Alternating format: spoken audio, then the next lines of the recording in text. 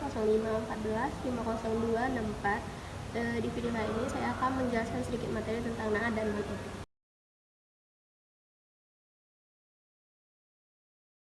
Dari pertama yaitu tentang pengertian naat dan man'ut. Naat adalah kata sifat yang menerangkan atau menjelaskan suatu kata benda. Sedangkan man'ut adalah kata benda yang diterangkan oleh naat. Jadi kedua kata ini berhubungan antara naat dan man'ut. Man'ut adalah kata benda yang dijelaskan oleh naat. Sedangkan naat adalah kata sifat yang menerangkan man'ut tersebut.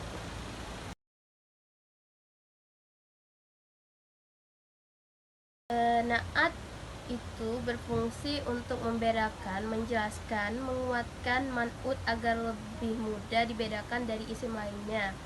Naat, kata sifat, memiliki kandungan makna yang berbeda-beda, diantaranya memuji, menghina, mengagungkan, menghususkan, dan lainnya. Jadi, dalam kalimat berbahasa Arab, biasanya naat itu terletak di belakang man'ut atau isim yang disifati. Fungsi naat adalah untuk memperjelas gambaran keadaan yang berhubungan dengan isim itu sendiri. Contohnya itu seperti ja'al tilmidul mujtahidu. Artinya seorang siswa yang rajin telah datang. Kata al-tilmidu dalam kalimat di atas adalah man'ut atau kata yang disifati. Man'ut itu kata benda ya teman-teman. Jadi itu seorang siswa. Kata bendanya itu seorang siswa. Sementara kata al-mujtahidu itu naat atau kata sifatnya, yaitu rajin. Jadi naat dan man'ut biasanya ditemukan dalam satu kalimat. Contohnya seperti seorang siswa yang rajin telah datang. Jadi kata seorang siswa adalah man'ut atau kata benda. Sedangkan kata yang rajin adalah kata sifat atau naat. Jadi naat dan man'ut itu harus memiliki 4 hal yang sama, yaitu yang pertama status i'rabnya. I'rab adalah aspek dalam bahasa Arab yang mengatur perubahan bunyi kata yang umumnya merupakan syakat atau harokat pada setiap akhir kalimat. Contoh i'rab yang sama yaitu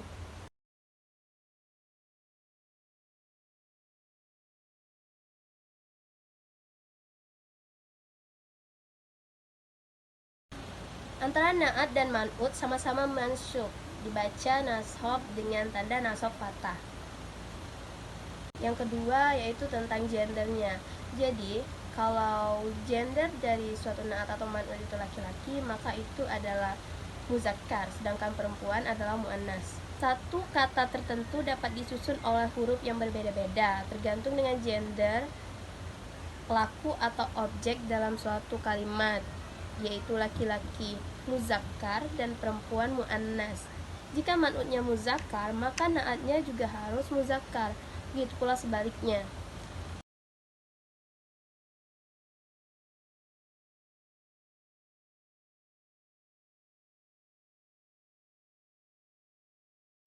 Yang ketiga adalah jumlahnya, baik isim mufrad 1, isim musanna 2, atau jamak yaitu banyak. Selain berdasarkan gendernya, kata dalam bahasa Arab juga dapat disesuaikan dengan adat atau jumlah pelakunya, yaitu mufrad 1, musanna 2, dan jamak atau banyak. Contohnya seperti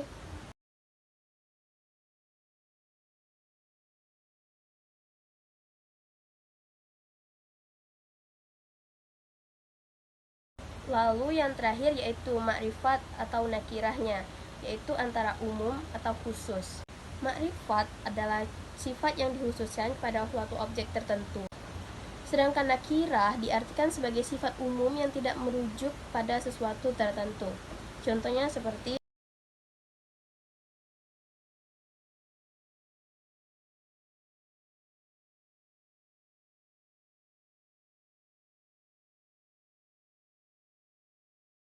naat terbagi dua, yaitu yang pertama naat hakiki.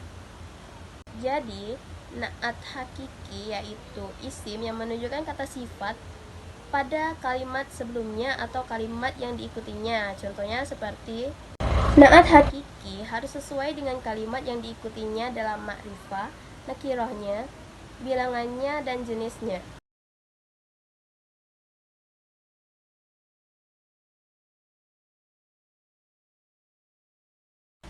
Yang kedua, na'at sababi. Na'at sababi yaitu kalimat yang menunjukkan sifat pada isim yang mempunyai hubungan atau ikatan dengan isim yang diikutinya. Atau na'at sababi adalah na'at yang menunjukkan sifat bagi isim-isim yang ada hubungannya dengan matbu'nya. Contoh na'at sababi adalah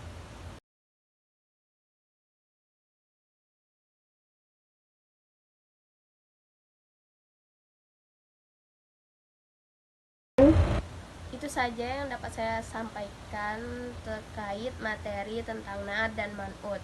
Adapun kesimpulan singkat tentang materi tersebut yaitu secara umum, na'at kata sifat mengikuti man'utnya, isim yang diberi sifat atau kata benda tersebut.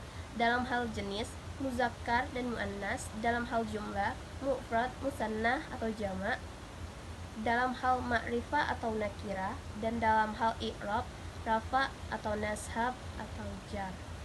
Man'ut artinya kata-kata yang disifati. Hukum na'at dan man'ut yaitu yang pertama memiliki i'rab yang sama, yang kedua memiliki gender yang sama, yang ketiga adalah jumlahnya.